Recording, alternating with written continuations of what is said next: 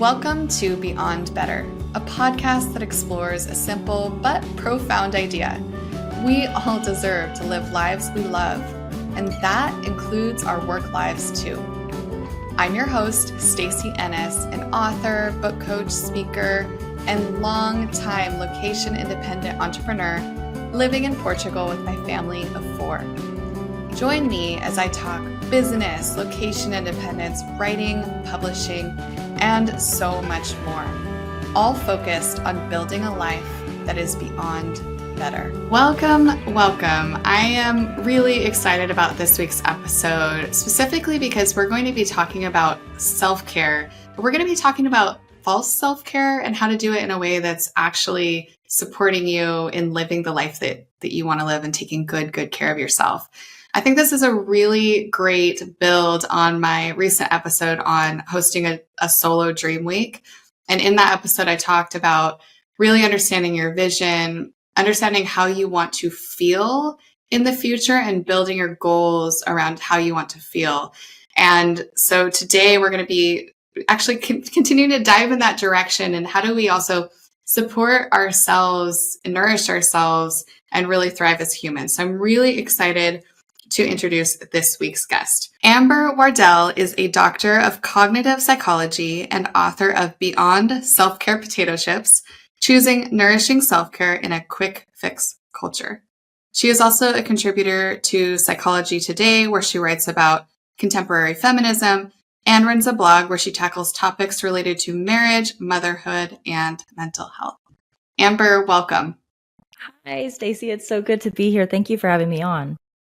I'm really excited about this topic. When I learned about you and your work, it really resonated with me, particularly in a lot of our kind of lifestyle choices as a family related to food and movement and a lot of things that we do that are very time consuming and require a lot of effort, but at the end of it, leave us feeling very nourished. So I loved that you also had your book title around food and this idea of like quick fixes. And we're going to get into the topic of the book and into some practical strategies later. But I'd really love to hear from you a bit about your story and what led you into the work that you do today and eventually into this recent book. Sure. So I got to say first that therapy is what brought me to this journey. Yes. Strongly recommend anyone to check out therapy if you haven't checked it out before. But you know, it kind of, to go way back, for me, things started in a household where I had one parent with diagnosed depression and another parent with undiagnosed anxiety. And in that household, growing up in the 80s and 90s and early 2000s, there was a lot more stigma around mental health than there is today. And so my perception of the way mental health was approached in my house growing up was that there was a lot of shame around it. There was a lot of, shame around medication, shame around going to therapy. There were sometimes threats of me going to therapy because I was being bad, rather than it being, hey, let's go to therapy to sort some things out and feel better. And so when I was about 13, I decided I am never going to be confused about psychology and mental health ever again. I'm going to go get the highest education you can get in this field so that I understand people better. So I went and got a degree in cognitive psychology. I got my PhD, around 2014. And then I realized, oh, that's nice. I have this cool piece of paper and I still don't really understand people any better.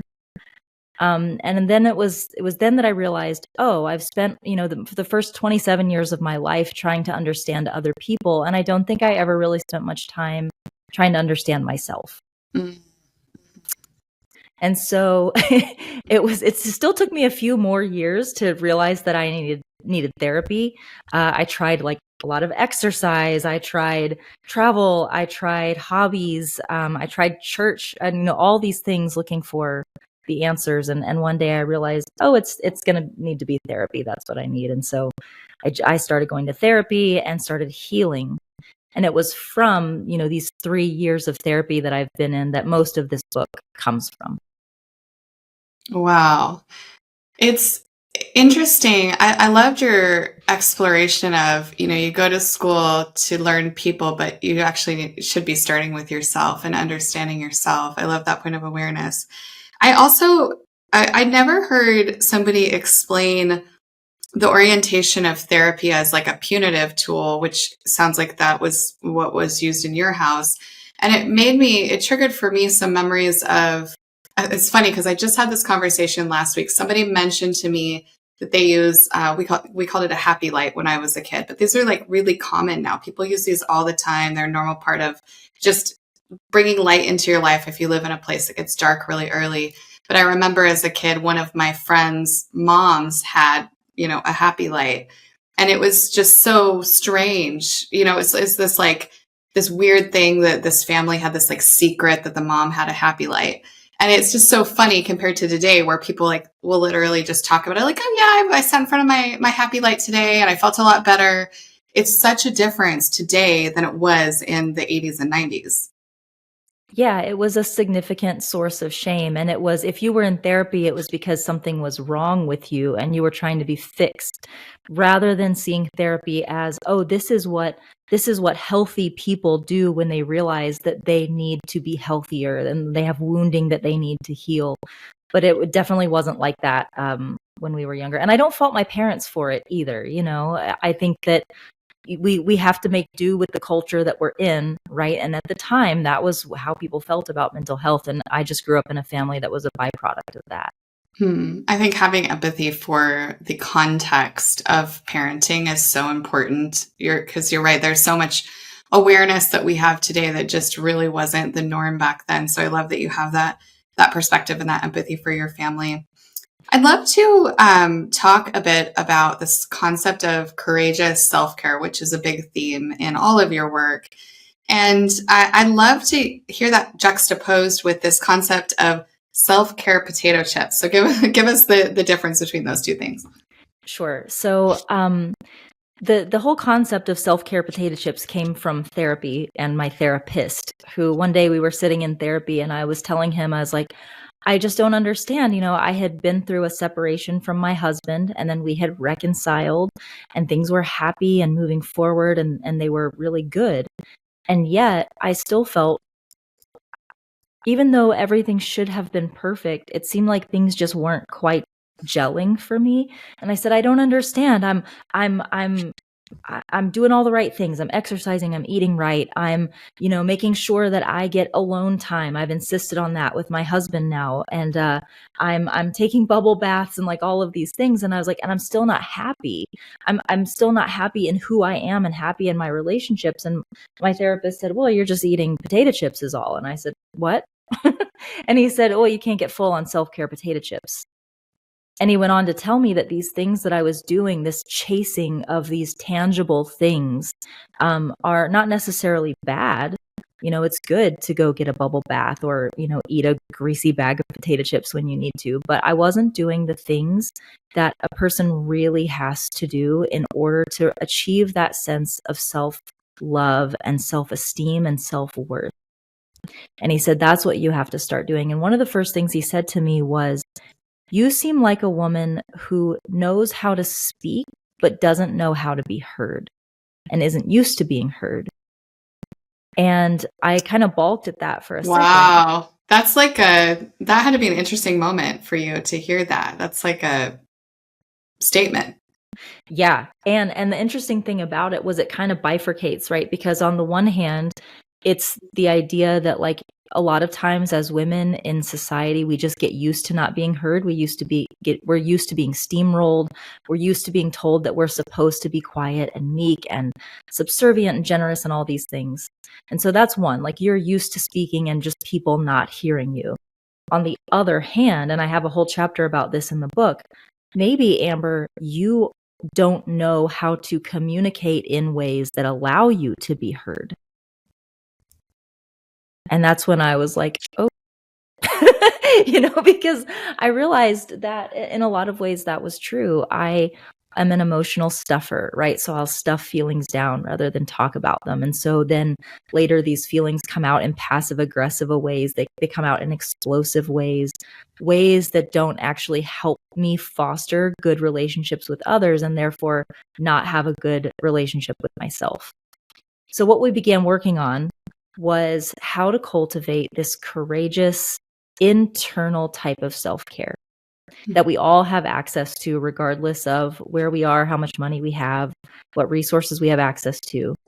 And these are things like setting healthy boundaries, speaking our needs, figuring out conflict resolution, which is something that has gotten lost in a lot of self-love, self-care spaces.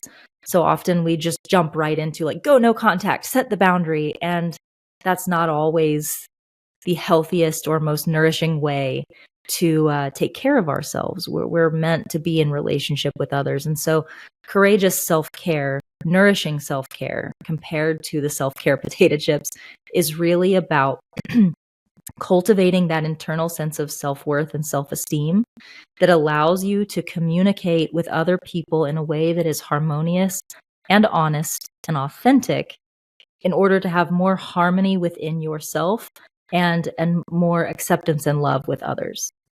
I love that concept, and you really well articulated.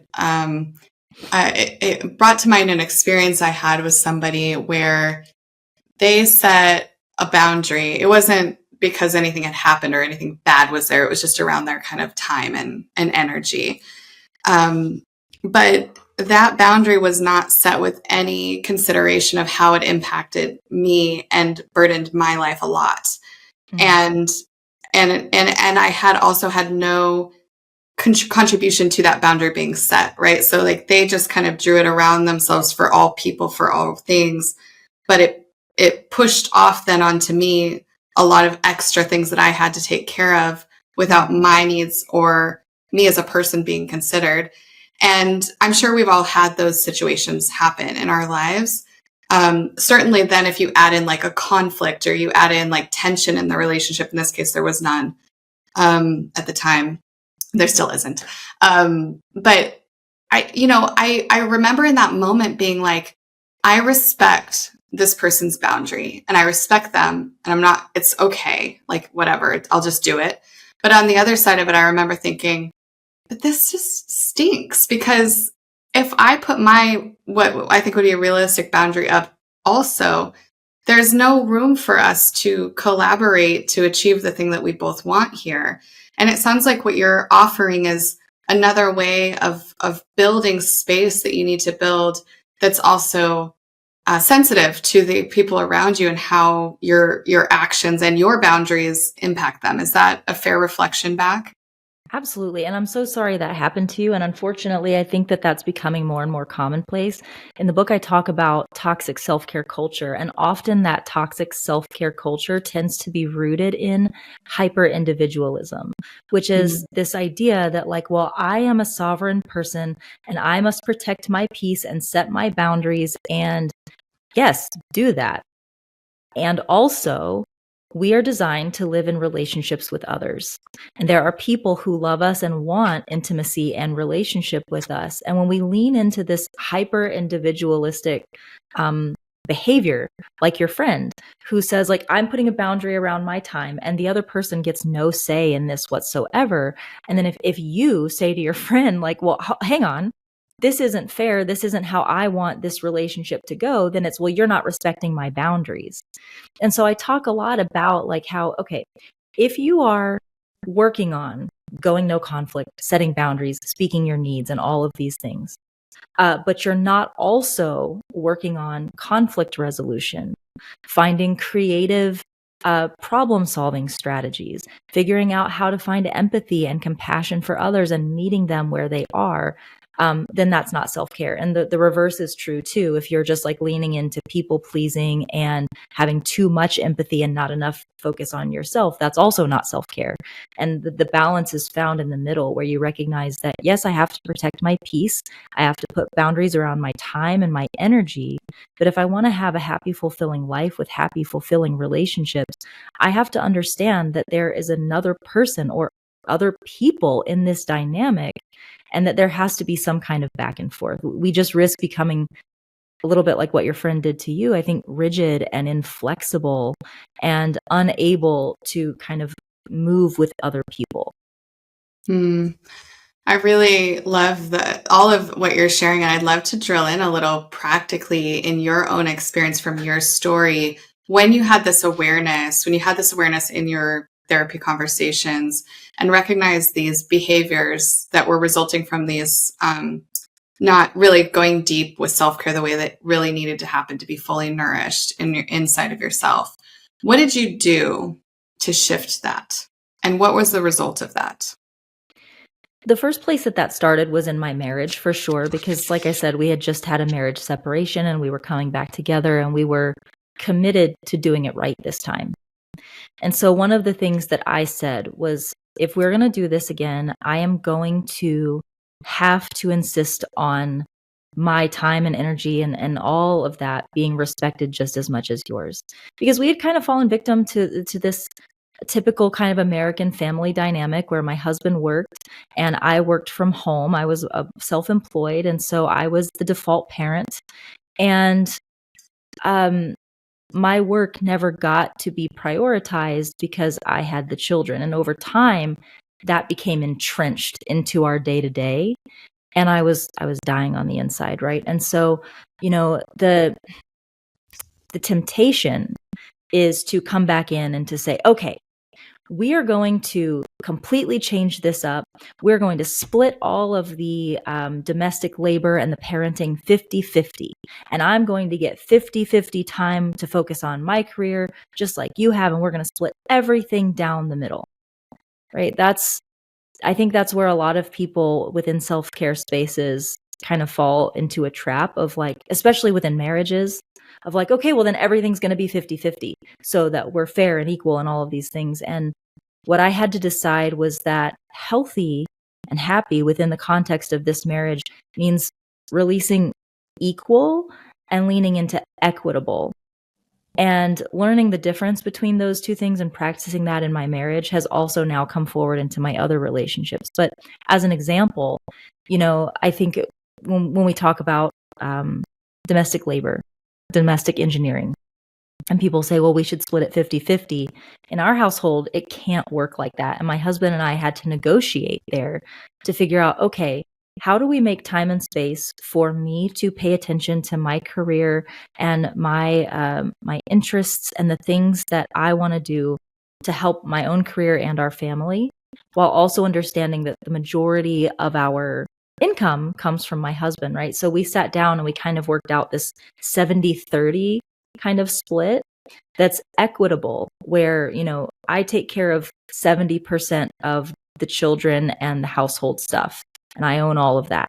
My husband has 30% because that's equitable. It's something that he can manage when you take into account his other responsibilities with work. And negotiating that was really difficult. It meant being willing to, on the one hand, really stand up for myself and say, here is the bottom line of what I need. And on the other hand, being willing to be flexible and to understand that I cannot load up too heavy of a burden on my husband in the name of my own self-care and expect us to have a healthy, happy, functional home. Mm-hmm. And I think through that process, that really difficult process, that was like a baptism by fire. And now I've been learning how to do that in my other relationships as well. It's interesting hearing you talk about that, because it reminded me when my husband and I started dating, got married, all that. I always had this idea that both of us would work part-time. We would split everything exactly down the middle. And, literally everything would be so split 100%, 50-50, everything. I just was sure that was how everything would go. And in our home, he's been home, a stay-at-home dad now for over 11 years with our children. And that's been interesting to navigate because we have no blueprint for it. And it's interesting hearing you talk about that, because it got me thinking too about, if he decided to go back to work, it's not really on the horizon at any point in the near future, but he's a teacher. He has a master's in education. How would we do that? Because certainly I couldn't take half there'd be absolutely no way I could ever take half of what he does. I mean, he does almost everything. I mean, I do all the appointment managing and stuff, but he does all the grocery shopping, all the cooking. We outsource cleaning, we outsource gardening. And that's how we keep it like functional, is actually through outsourcing in our home. But some of those, it is really a negotiation. And I'm sure that there's some listeners, especially maybe somebody who hasn't had to navigate this before, that maybe bristle at that idea of like 70-30, because we want it to be 50-50. But in my experience in my home as well, that's just absolutely impractical. We would never be able to function. It wouldn't make sense in our home. And I think that a lot of what's out there in self-care culture is incredibly impractical and can also be very myopic, right? It's just, of course, in a perfect marriage, in a perfect world, everything would always be 50-50. But it just doesn't always get to be that way. It all becomes a negotiation. And I just feel like so much of that has gotten lost in this ultra hyper empowered individualistic self-care. What an interesting area to think about. It's not something that I'd really thought about in relation to self-care. And the other thing that I mean, just circling back to our earlier conversation, is really the power of therapy to reveal, what's actually underpinning a problem. Instead of, it's just like with this idea of self-care potato chips, it's so easy to try to band-aid things or like think that you know what's going on, when really there's so much more going, deep need or something much deeper under the surface. So, wow, that's really interesting to think about. I want to talk about one of the things that in our kind of like pre-interview conversations that you brought up that I thought was really fascinating. You said that the most important work of self-care is difficult because it requires confronting self-limiting behaviors and beliefs, challenging our inner demons, and pushing past our comfort zone. Can you expand on that a little bit, especially in relation to your journey? And maybe you could even offer a little bit for the listener as well, as they're kind of considering what they could start to do to start going under the surface and really excavating what's really going on. Yeah, sure. So I think that to answer the first part of the question, my personal journey, I think if we're not asking ourselves, in what ways am I the problem here, then we're doing ourselves a really big disservice. Because even when we look at relationships where it's a very one-sided problem, right? And I'm going to take like abuse and neglect off the table for a moment, because that's a different beast. But in normal relationships or in typical relationships where there's not abuse and neglect, even in those cases where there appears to be one person who is the prominent problem, there are still underlying things that you can be doing that is affecting this. And it's not victim blaming. It's not beating yourself up to acknowledge these things. It's to say, there are things that I'm doing here that is affecting this dynamic. And for me, that was people pleasing. It was realizing that I would do and say and sacrifice just about anything in order to feel unconditionally loved and accepted and approved of by people. And because of that, I would show up in relationships. I would seek out people who seemed difficult to gain approval from, almost as though it was a challenge to myself. Because if you can get that person to approve of you, then wow, you must really be likable. You must really, really be a good person. And none of that was happening consciously. I'm not going to sit here and say that I knew this and was like, let me go find all these difficult people. But I will say that there's this internal drive that I have that would bring me to those kind of people and then would evoke all of this people-pleasing behavior. And so I tolerated disrespect. I tolerated a lack of reciprocity. And as people began to realize that they could do these things to me, they could disrespect me, they could not show up the way I was showing up, and I would stick around, well, that just reinforced exactly the behavior that they were already doing that I didn't like. And so a hard thing for me was realizing It's not my fault that these people are treating me this way, but I can choose to not tolerate or accept this anymore. And that took some really deep work, because it's not as simple as just saying, I won't let people disrespect me anymore. You have to go deeper. You have to say, what is it? What is that deeper drive that makes me need their approval, that makes me need to chase it? For me, that was realizing that in my household growing up, there was some instability, there was some lack of predictability, and there was sometimes the withdrawal of approval and of love if I wasn't behaving the way I was supposed to behave. And so I had to begin doing the work of realizing that I am worthy of love and respect and dignity, no matter how I'm showing up, no matter whether I'm saying yes or no, no matter whether this person agrees with me or approves of me or not. And that was hard work. And it wasn't until I had done that work that I was then able to start addressing the problem, which was the people-pleasing behavior. And so for your listeners, I think that what I would recommend is, first of all, if you have access to a therapist, go, because some of these things are really hard to navigate by yourself. But also I think a good thing to do is to just sit down with a journal and write down, what are the things that are going on in my life that I do not like? Where are the relationships that are going sour? What's happening at work that I don't like? You just list all of these things out and begin looking for, what am I doing that I could be doing differently that might change these things? And from there, start asking yourself the question, what is making me engage in this behavior that is enabling their behavior? Does that make sense? Mm-hmm. Yes.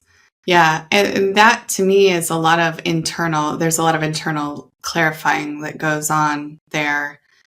And I imagine that takes some time, and it takes some commitment to continuing to do the work, because sometimes when you sit down to excavate those things, it may not come the first time. It might require a few sessions or a long walk where you think intentionally about these things. What do you, and obviously I know you've recommended therapy. I totally agree. Again, I just think everybody should go at least probably more than once in their life. But maybe it would be helpful on that, layering on this internal work that you do. Could you share practically how self-care shows up in friendships, in other relationships? What could that look like on a practical basis? I think one of the things that I always say, especially in friendships, is self-care is having the right people at your table. It starts there. And one of the things that I had to do was I had to flip my table over at one point. About 2 years ago, I dismissed everyone from my table and I took some time alone. I was just like, I have to sit down at the head of my table where I have not sat in a very long time. And I need to figure out who I want here.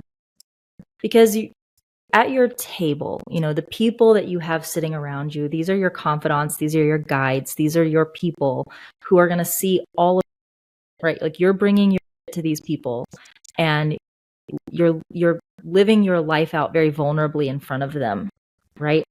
And so one of the first things that I had to do was realize that there are people sitting at this table who I would not trust. I would not trust to give me advice on things. I would not trust them to guide me in a way that would actually benefit me. So why are they here? It doesn't mean I have to eject them from my life completely, but it means these are not the people who belong at my inner sanctum. And so I had to really sit down and think about, what kind of people do I need in my life who would lead me to my very best and highest self. And I started mapping that out. I need a person who understands what I do for a living. So I need someone who writes and someone who is living their life very publicly, right?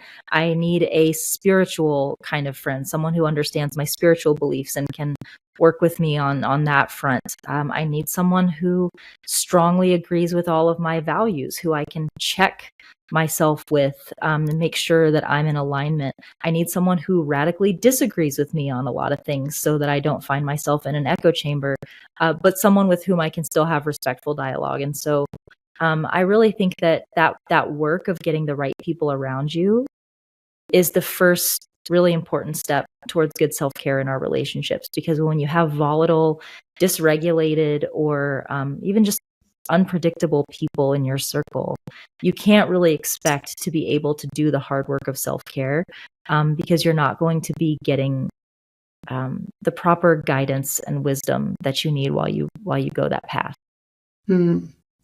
It's such a powerful move in your life to acknowledge that somebody doesn't fit, and then to actually make the steps to disengage or remove that person from your life.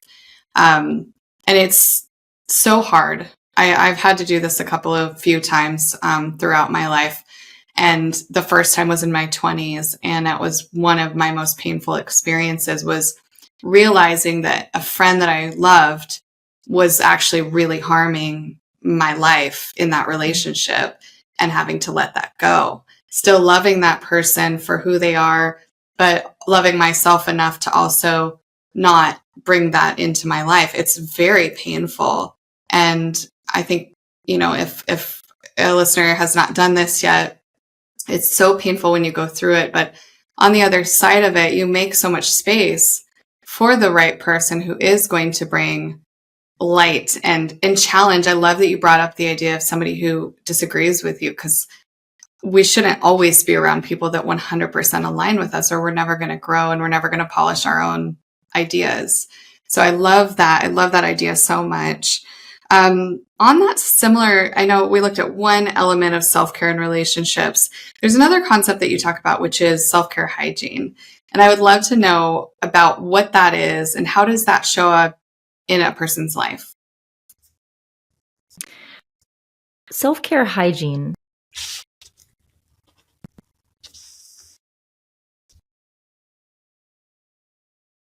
I'm trying to find you a sound bite, but I don't think don't worry. Just do your magic. We'll find the sound bite later. Rita's great at it. I wanted a really pretty way of saying what I want to say, but I don't think it's going to come to me today.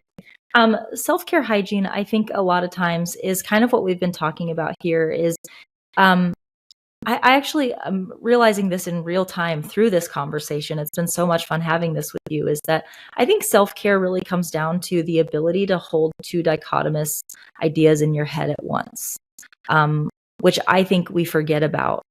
And that is that it is my job to take care of myself, and to do that well.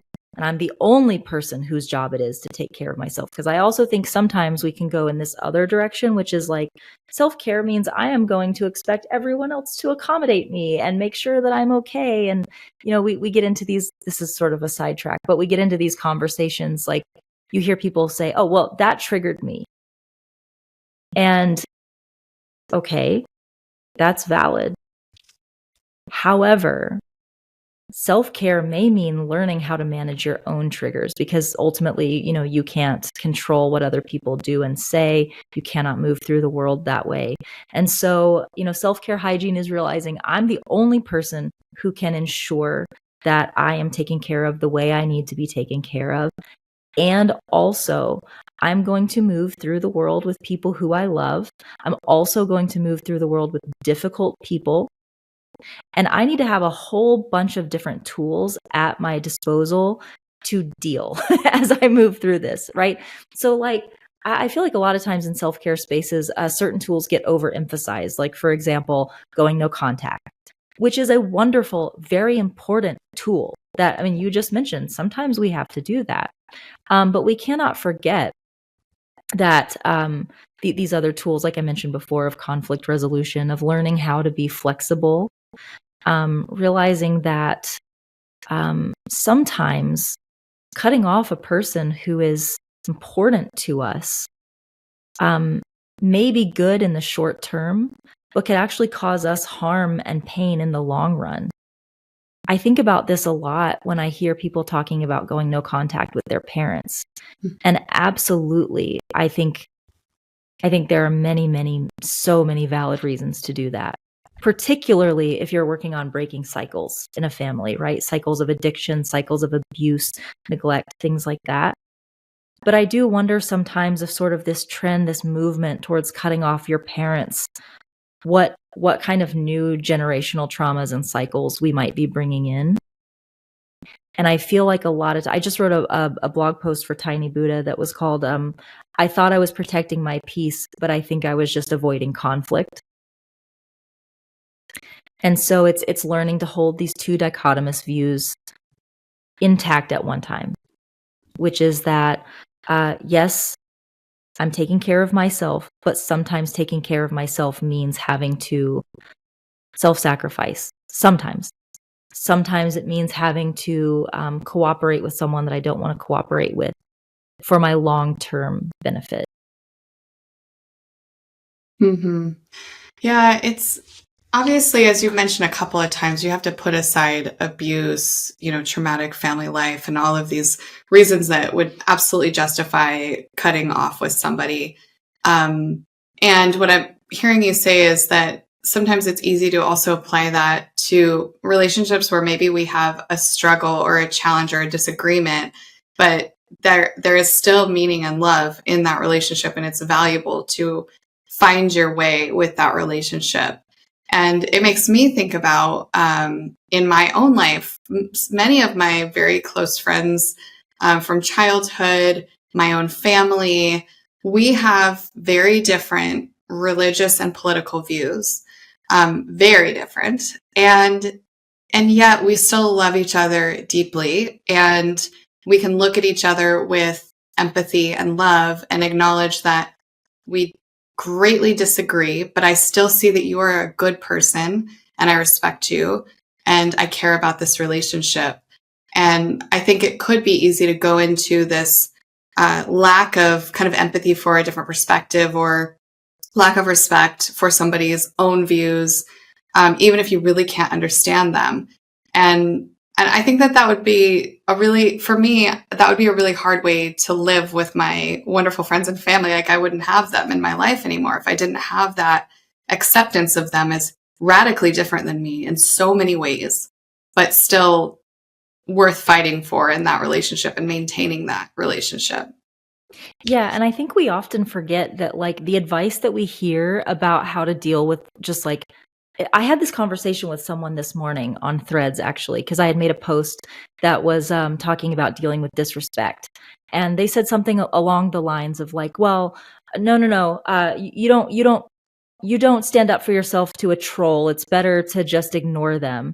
And I came back and I said, that, like, not everything is about online conversations, right? And dealing with trolls. Like, sometimes some of us are like, I don't know about you, but some of us are having in-person conversations. And like, it's weird to me that you just immediately assume that I'm talking about trolls. But nonetheless, we forget that, like, while it could be incredibly appropriate and well boundaried to say, like, hey, if I don't know you, if we don't know each other, and I see that you hold values and views that are harmful to me and the people that I care about, that I will not grant you access to me. I don't want proximity to you because you actually hold views that are harmful to people and communities that matter to me. That's one thing.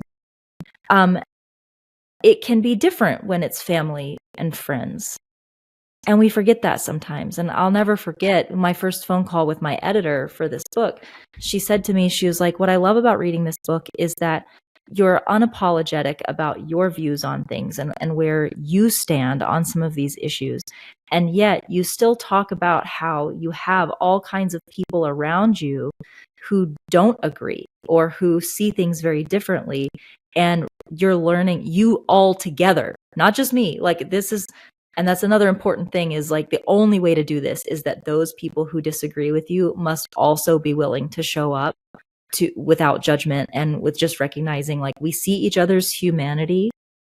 Maybe we are going to be forced to be around each other forever because we are family. Maybe we don't get along, but we have people that connect us that we don't want to lose out on because we can't get our shit together. Right.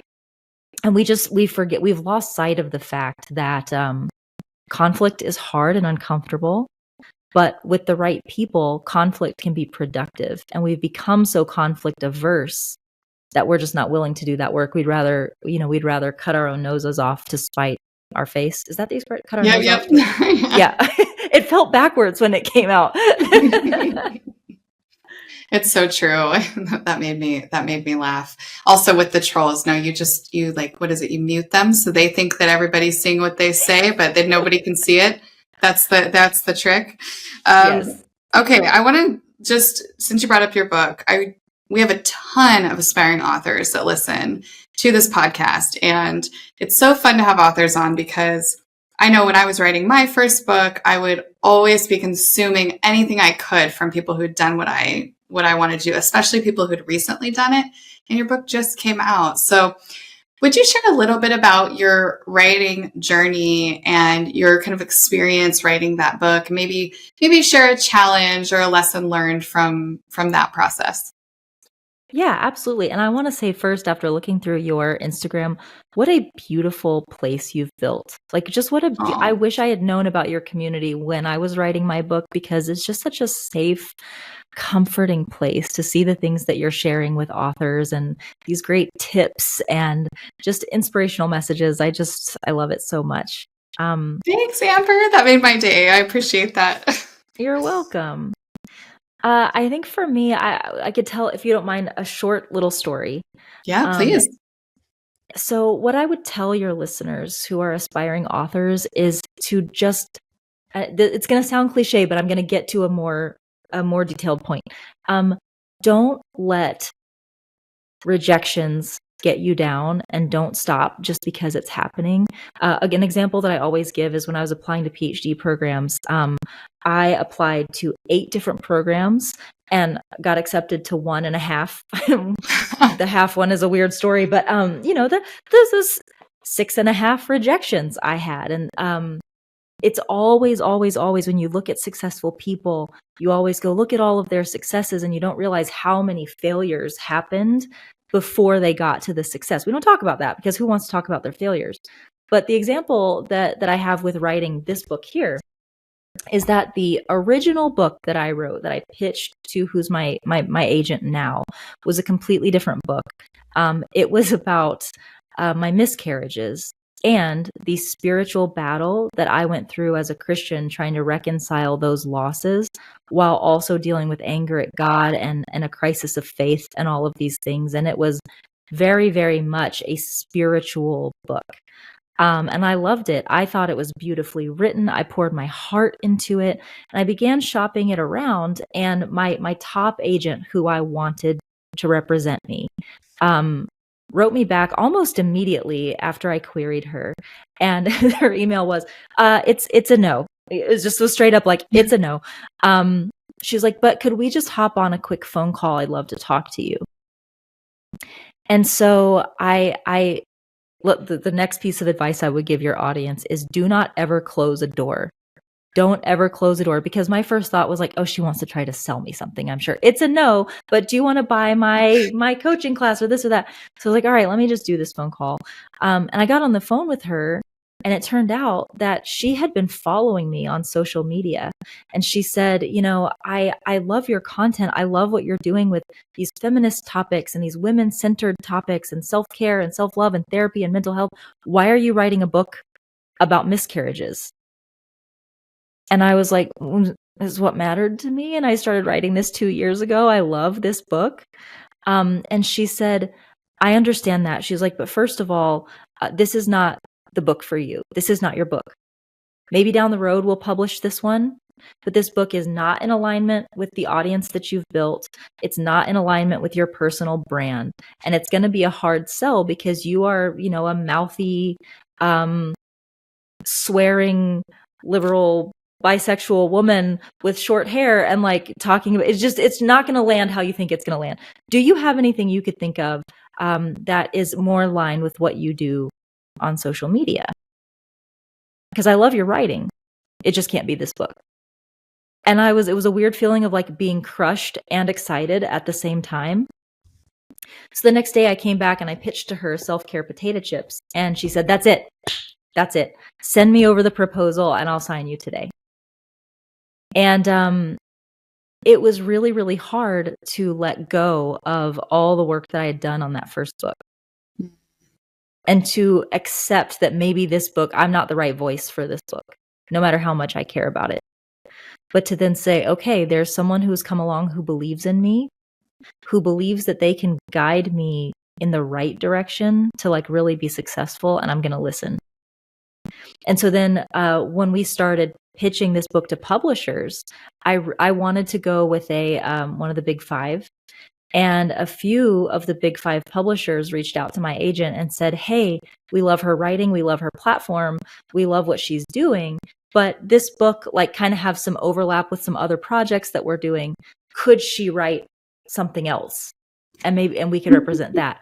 And that was when I said, no, I love this book. I'm happy with this book. I want this to be my book. And so we declined those people and we accepted an offer from HCI, which is not one of the big five, but which is quick plug for them, have been the best. They've just been amazing in every way possible. And so I'm so glad I went that route. But I think a big lesson that I learned is like, no, it kind of goes back to what we've been talking about today, learning when to be flexible, when to say like, all right, you're saying that this isn't my book, this isn't my project, so I'm going to let that go. But also learning when to say, nope, I believe in this. I believe in this and I'm not changing course now. I love that. I think also that flexibility and willingness to listen to people that are experts in the industry, but you also still have this book that you wrote and it still exists and you can still make a different choice down the road if you want it to kind of move that through and pursue that. So I love that you did this and got this book out. It's so exciting. Congratulations on publishing your first book. It's such a huge, huge milestone. Thank you so much. I really appreciate that.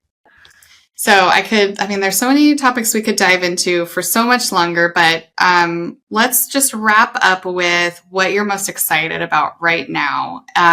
Maybe the book, I don't know, maybe there's other things going on. And then also where our listeners can follow you and learn more about you and your work. Sure. So I'm obviously most excited about this book right now. I'm excited to see reviews coming in. It's been a whirlwind. It's been amazing. And I hope people will go and check it out because it was a major labor of love.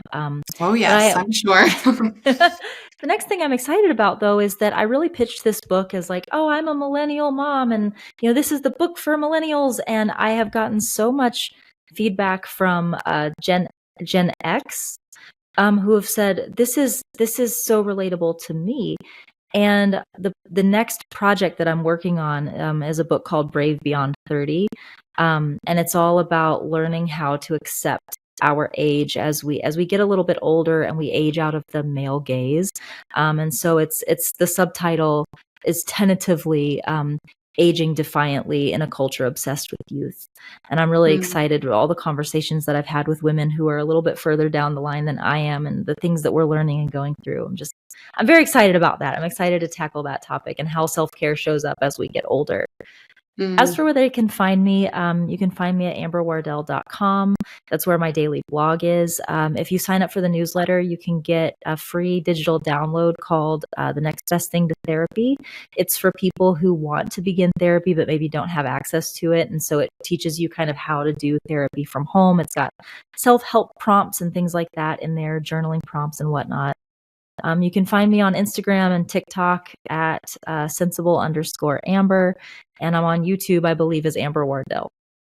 Yeah, and you have a great social presence, very engaging, really interesting topics. So I really encourage everybody to go follow you. We'll be sure to leave links in the show notes to your website, to your social profiles, and of course to your book.